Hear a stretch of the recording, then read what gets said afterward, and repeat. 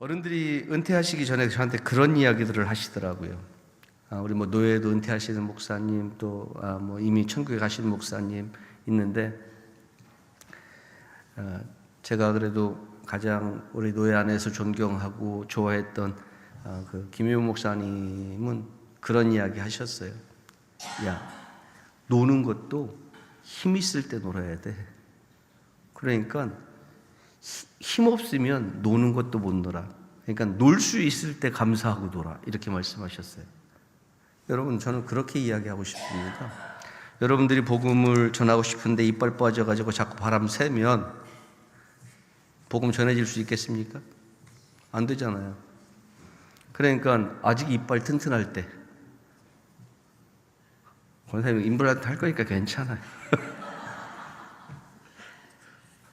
요즘 의술로다가 커버가 되니까 어느 정도 괜찮은데, 내가 뭔가 할 수 있을 때, 내가 힘을 낼 수 있을 때, 내가 어딘지, 내가 무엇이든지, 내가 누군가든지 만날 수 있을 때, 나에게 뭔가, 사람들에게 내가 뭔가 희망을 줄 수 있을 때, 그때 여러분들이 내가 만난 예수를 전할 수 있기를 주의 이름으로 간절히 축원합니다. 이스라엘 백성들은 이제 하나님께서 은혜를 주시고 그들에게 이제 하나님의 은혜 안에서 살아갈 수 있는 모든 조건들을 만들어 주셨는데, 그들이 이제 뭘 하기 시작하냐면 우상을 섬기면서 하나님을 떠나기 시작하는 거죠. 그러니까 하나님의 백성이 어떻게 하나님을 떠나서 주변에 있는 이방신을 섬기기 시작했는지 우리가 지난주까지 보았습니다. 하나님은 이 일에 대해서 그러면 어떻게 반응을 보이시느냐는 것이죠. 이스라엘 백성들이, 하나님께서 이스라엘 백성들에게 이제는 하나님의 말씀 안에서, 은혜 안에서 살 수 있는, 하나님께서 그들의 어떤 그 배경을 만들어 주셨고, 그들의 친히 그들의 배경이 되어 주신다라고 말씀하시고 그들에게 힘이 되어 주시는데, 그들은 하나님을 떠났어요. 그들은 하나님을 떠나고 그들이 뭘 하고 있냐면 하나님 아닌 다른 신들을 섬기기 시작하는 거죠. 자, 그럴 때 하나님은 어떻게 반응하시는 거예요? 자, 우리는 하나님을 어떻게 기억하고 있느냐면, 신실하신 분, 인생들을 향해서 약속하신 것은 지키시는 분, 이렇게 우리는 기억을 하고 있습니다. 우리의 기억 속에 우리가 만난 하나님은 그런 하나님이에요. 신실하신 하나님이에요. 그리고 한 가지 더 중요한 것은 뭐냐면, 하나님의 백성이 계속 불순종하면서 하나님을 떠나게 될 때에 그들을 연단하시겠다라고 말씀하신 하나님이에요. 연단하셔서 그들을 돌아오게 하시겠다 말씀하신 하나님이에요. 자, 내가 이야기했으면은 목사님, 하나님 좀 무서워요, 이렇게 이야기할 수 있지만 하나님이 하신 말씀이에요. 레위기 26장 17절의 말씀에 보면 그렇게 말씀합니다. 자, 내가 너희를 치리니, 이렇게 말씀합니다. 레위기 26장 17절 말씀에 내가 너희를 치리니 너희가 너희의 대적에게 패할 것이요 너희를 미워하는 자가 너희를 다스릴 것이며 너희는 쫓는 자가 없어도 도망하리라. 이 얼마나 두렵고 떨리는 이야기입니까? 하나님께서 내가 너희를 칠 것이다, 이렇게 말씀합니다. 내가 너희를 칠 것이다? 너희의 대적에게 패하는 것까지도 좋은데, 여기 보면 너희를 쫓는 자가 없는데 너희는 도망갈 것이다. 뭐예요? 마음의 압박, 심령의 압박들이 생기니까 뭐예요? 나를 쫓아오는 사람이 없는데, 나를 쫓는 자가 없는데 나는 그냥 쫓겨다니는 자가 되는 거예요. 신명기 28장 15절의 말씀에서도 그렇게 말씀합니다. 내가 만일 하나님 여호와의 말씀을 순종하지 아니하여 내가 오늘 내게 명령하는 그의 모든 명령과 규례를 지켜 행하지 아니하면 이 모든 저주가 내게 임하며 내게 이를 것이니. 모든 저주가, 하나님의 말씀을 순종하지 않고 지키지 않으면 하나님이 신명기 28장에 말씀하고 있는 그 축복과 저주에서 그 모든 저주가 너희에게 임할 것이다. 그리고 오늘 본문 14절 말씀에 보면 그렇게 말씀하죠. 여호와께서 이스라엘에게 진노하사 이렇게 말씀합니다. 이 구절을 읽으면서 어떤 사람은 두려움에 떨었을 것이고 어떤 사람은 별 생각 없을 것이고, 하나님이 우리에게 진노하시는 것이 과연 무엇일까? 하나님께서 우리를 향해서 진노하시면 우리는 어떤 반응을 보여야 될까? 여러분, 이렇게 한번 생각해 봅시다. 이 나라 대통령이 여러분들 하나를 딱 집어가지고, 여러분들의 잘못 중에 하나를 딱 꼬집어가지고 여러분들에게 이야기를 했다. 그럼 여러분들의 반응은 어떻게 되겠습니까? 그러면서 모든 법적인 조치를 취하겠다라고 이야기했다면, 그러면 아마도 납작 엎드렸을 겁니다. 납작 엎드려서 다시는 그러지 않을 테니까 한 번만 용서해달라고. 그러겠죠. 아니면 또 다른 반응은 뭐예요? 세상 사람들 말로 다 하면은 배째라죠. 그래, 놀라면 놓고 죽이려면 죽이고 네 마음대로 해. 대통령이면 이렇게 이야기할 수 있는 사람도 없잖아. 있긴 하겠죠. 근데 중요한 것은 뭐냐면, 권력자가 진노했을 때 보통 보여지는 반응은 뭐냐면 납작 엎드리는 겁니다. 그럴 수밖에 없는 것이죠. 오늘 하나님의 말씀에서 그렇게 이야기합니다. 여호와께서 이스라엘에게 진노하셨다라고 이야기합니다. 이 말씀을 들을 때 하나님은 자비로우시고 노하기를 더디하시는 분이라고 알고 있는, 그 하나님의 성품에 대해서 그렇게 알고 있는 우리는 어떤 반응을 가져야 되는 것입니까?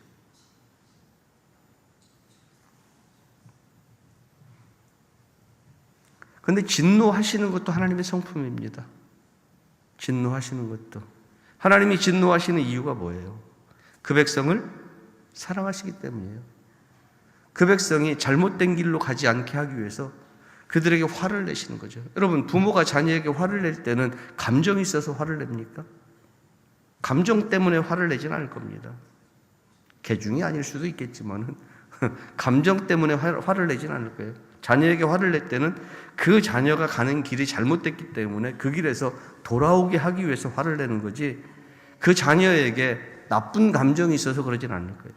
하나님이 진노하셨다는 것은 이스라엘 백성들에게 나쁜 감정이 있기 때문에 진노하시는 것이 아니라, 그 백성이 가야 될 길이 그리스도 안에서, 하나님 안에서 그 백성이 가야 될 길이 분명히 있는데 그 길을 가지 않고 잘못된 길을 가고 있기 때문에 올바른 길로 옮겨놓기 위해서 뭘 주는 거예요? 충격을 주는 겁니다. 충격을.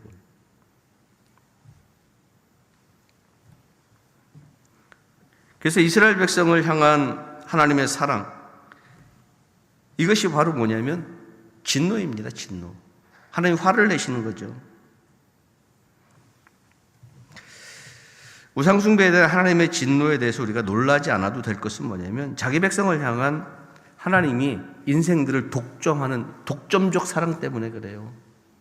하나님이 우리를 정말 최선을 다해서 사랑하시기 때문에 우리가 잘못된 길을 갈 때에 그 길에서 돌아오게 하고 싶은 거예요. 이게 하나님의 마음이에요. 저는 이거를 독점적 사랑이라고 이렇게 표현하고 싶습니다. 하나님이 나를 독점하고 싶은, 내가 하나님만 바라보게 하고 싶은. 그러니까 저는 제 자신에게 그렇게 이야기하지만 여러분들은 여러분들 자신에게 그렇게 이야기해야 됩니다. 하나님이 우리 권사님들, 우리 장로님들을, 우리 집사님들을 어떻게 해요? 하나님만 바라보게 하기 위해서 여러분들을 독점하시는 거예요.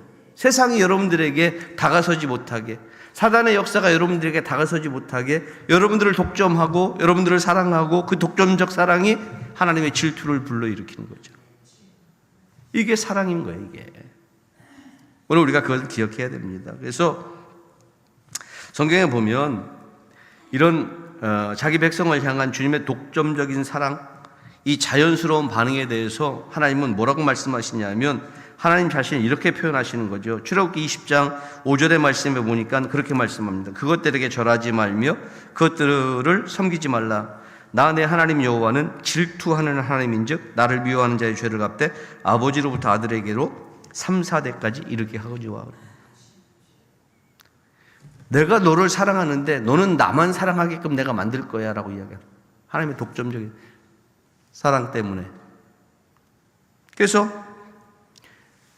하나님의 사랑을 독점하고 있는, 하나님이 그 사랑으로, 독점적인 사랑으로 사랑하고 있는 그가 하나님 말고 다른 곳으로 시선을 돌렸을 때 하나님은 그걸 못 참으시는 거예요. 그래서 하나님은 뭐라고 말씀하세요? 나는 어떤 하나님이라? 질투하는 하나님이라 이렇게 말씀하시는 거죠. 질투하는. 하나님의 질투라고 하는 것이 뭐 강한 소유욕? 인간이 가지고 있는 그런 이기심? 그런 것 때문에 나오는 질투가 아니잖아요.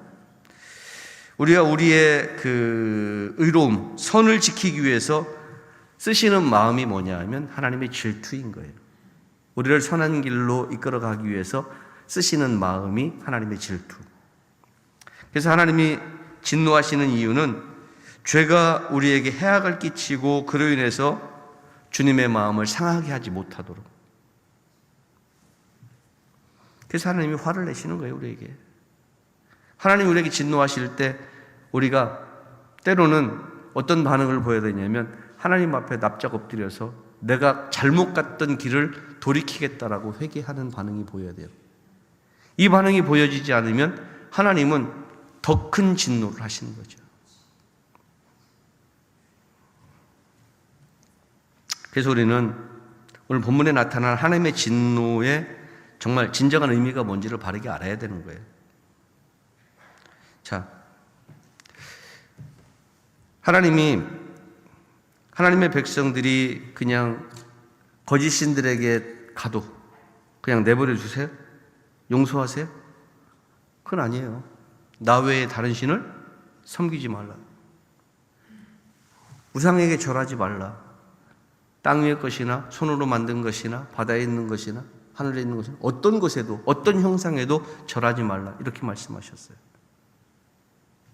그러니까 하나님은 그냥 거짓 신들에게 가서 경배하고 예배하는 자들, 그들을 하나님께서는 죄 없다 말씀하지 않는 거예요. 그냥 내버려 두는 분이 아니에요. 이건 하나님께서 내버려 두실 것이다라고 하는 것은 착각이에요, 여러분. 그거는 잘못된 생각이에요. 하나님의 사랑은 그걸 바로 잡는 것이 하나님의 사랑이에요.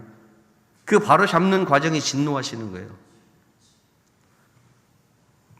백성들이 하나님보다 우상을 더 높이는데 그 모습을 그냥 내버려 둔다? 이건 하나님의 사랑이 아니에요.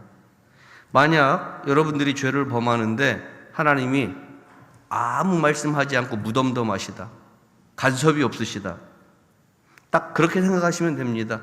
하나님은 나와 상관이 없다. 나를 사랑하지 않는다. 인생에 문제가 생기고요. 인생에 여러 가지 상황들이 변하고 이럴 때 아까 낮에 이야기했던 것처럼 그것을 하나님의 메시지로 내가 내 인생에 나를 부르시는, 나를 돌이키시는 하나님의 메시지로 받을 수 있다면 그거는 우리가 하나님의 사랑을 받고 있다는 증거입니다. 근데 내가 그 메시지를 하나님 내게 주시는 메시지로 받지 않고 내가 내 마음대로 계속 살아가고 있는데 하나님이 나를 그냥 내버려 두신다? 성경에는 이걸 뭐라고 말하냐면 사생자라 이렇게 이야기해요. 죽은 자라. 버려진 자라는 이야기예요. 버려진 자. 그래서 우리가 하나님으로부터 버려진 자가 되지 않기 위해서는 하나님께서 우리에게 진노하실 때에 우리는 정말 우리의 가슴을 찢고 제 가운데 앉아서 회개하는 심령으로 하나님 앞에 믿음의 반응, 신앙의 반응을 보여야 되는 줄 믿으시기 바랍니다.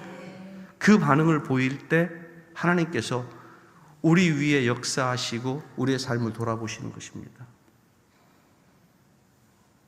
그리고 자기 백성들이 반역할 때 하나님이 보이신 반응을 보면 참 놀랍습니다. 오늘 이스라엘 백성들이 반역하잖아요. 반역을 하면서 하나님이 아닌 이제는 왕정정치, 신정정치에서 왕정정치를 요구하고 있잖아요. 지난주에 이야기할 때 그 왕정정치를 요구하는 그들의 생각 속에 뭐가 없다고 그랬어요? 하나님이 안 계시다. 하나님의 통치가 없다.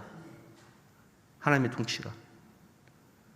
그 이야기는 곧 뭐냐면 하나님 없이 살고 싶은 마음을 왕정정치라고 하는 그 제도에 올라타서 가고 싶다라는 얘기를 하는 거예요. 여러분, 오늘 우리가 그걸 잘 알아야 돼요. 우리가 하나님 앞에 엎드려 기도하고 하나님의 은혜 안에 살아가고 말씀을 받아들이고 말씀의 깊이 속에서 묵상하고 그 말씀이 우리를 지배하는 삶을 살고, 이것이 여러분들에게 정말 습관이 돼야 돼요.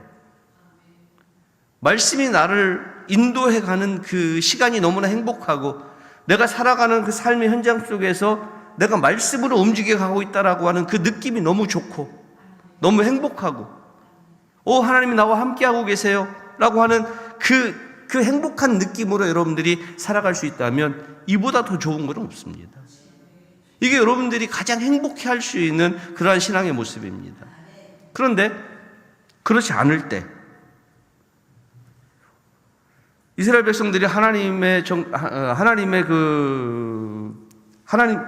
통치를 받기를 원해야 되는데, 하나님의 통치를 받기보다는 세상적인 방법으로 왕정 정치로 인해서 왕의 통치를 받고 싶어하는 그들의 마음, 그리고 거기에서 은근슬쩍 하나님을 배제하고 있는 그들의 생각, 이러한 생각들을 하나님께서 어떻게 하셨느냐는 거예요. 그들의 생각대로 내버려 두셨잖아요. 사무엘에게 뭐라고 말씀하셨어요? 그들이 요구하는 것, 그들이 원하는 것을 다 해주라는 거예요. 그들이 원하는 걸 주셨어요.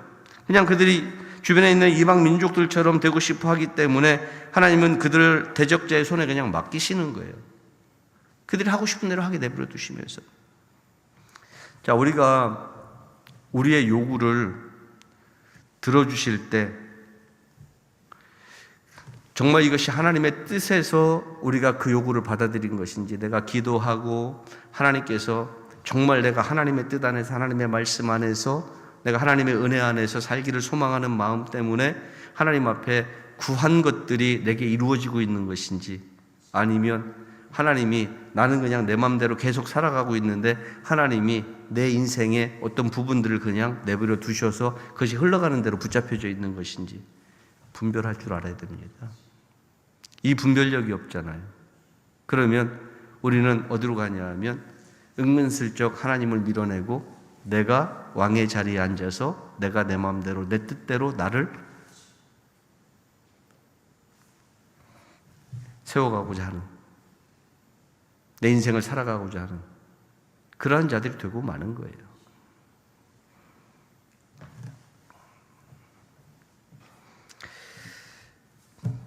오늘 본문에 보면 그들을 대적자의 손에 그냥 넘겨버리셨습니다.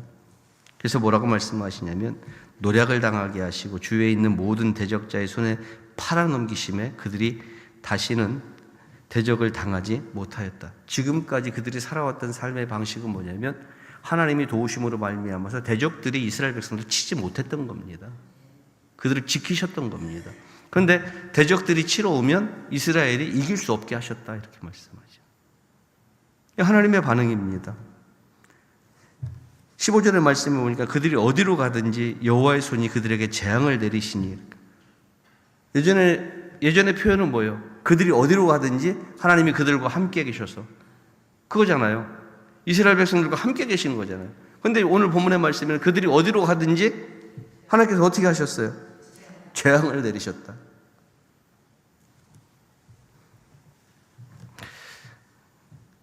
그들의 괴로움이 심해졌다, 이렇게 이야기합니다. 여러분, 우리의 요구를 들어주시는 것도 하나님이 죄를 벌하시는 방법 중에 하나라는 것을 우리는 알 수 있습니다.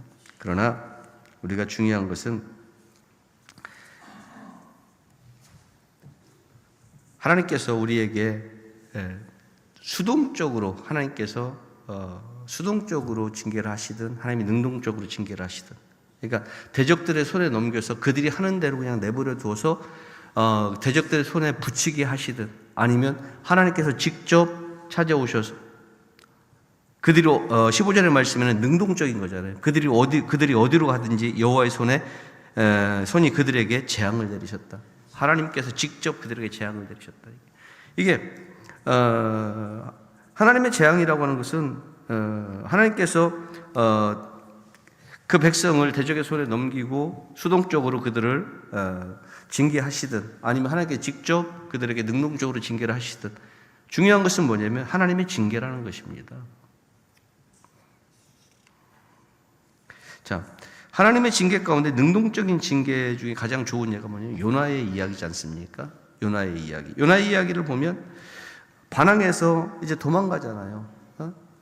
니느웨로 가라가는데 다시스로 도망가려고 하니까 하나님께서 바람도 일으키고 태풍도 일으키고 큰 물고기도 내세우고 또 니느웨에 가서도 뭐 문제가 생기니까 햇볕에 뭐 방덩쿨에 뭐 벌레에 별 가지가지 세상에 있는 모든 것들을 다 동원하셔가지고 요나를 깨우치잖아요.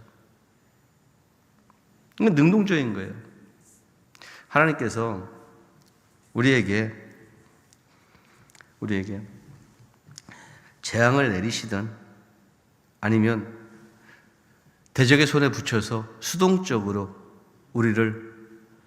우리에게 심판을 하시든 중요한 것은 뭐냐면 우리가 하나님께서 우리의 왕되심을 인정할 수 있느냐는 것입니다.